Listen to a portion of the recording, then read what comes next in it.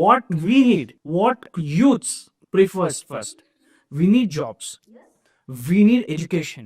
We need industrialization. Definitely. Okay, so ಇದನ್ನ ನಮ್ಮ ಪ್ರಧಾನಮಂತ್ರಿಗಳು ಮಾಡ್ತಿದ್ದಾರೆ. ಇದನ್ನ ನೀವು ಒಪ್ಪೋಕೆ ರೆಡಿ ಇಲ್ಲ. Why? Because you will tell your contribution towards ನಮ್ಮ ಪ್ರಧಾನಮಂತ್ರಿಗಳು ಒಂದ್ ನಿಮಿಷ ನಮ್ಮ ಪ್ರಧಾನಮಂತ್ರಿಗಳು ಉದ್ಯೋಗ ಕೊಡ್ತಿದ್ದಾರೆ ಅಂತ ಹೇಳಿದ್ರಿ.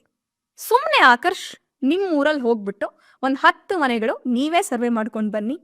ಸರ್ವೆ ಮಾಡ್ಕೊಂಡ್ ಬಂದ್ ಹೇಳಿ ಎಷ್ಟು ಜನಕ್ಕೆ ಜಾಬ್ ಇದೆ, ಎಷ್ಟು ಜನಕ್ಕೆ ಜಾಬ್ ಇಲ್ಲ ಅಂತ. ಕೆಲವೇ ವರ್ಷಗಳ ಹಿಂದೆ 10 ಜನಕ್ಕೆ ಜಾಬ್, 10 ಜನರಿಗೆ ನಾನು ನಮ್ಮ ಊರಿನಲ್ಲಿ ಜಾಬ್ ಕೊಡ್ಸಿರೋದನ್ನ ಅಥವಾ ಗೌರ್ಮೆಂಟ್ ಜಾಬ್ ಅಲ್ಲಿ ಇರೋರನ್ನ ತೋರಿಸ್ತೀನಿ. ಯಾವಾಗ ರಿಕ್ರೂಟ್ಮೆಂಟ್ ಆಗಿರೋದು? ಆತರ ಜಾಬ್ ಸಿಗ್ತಾ ಇದೆ, ಎಲ್ರು ಖುಷಿಯಾಗಿದ್ದಾರೆ ಅಂದ್ರೆ ನಮಗೂ ಖುಷಿನೇ.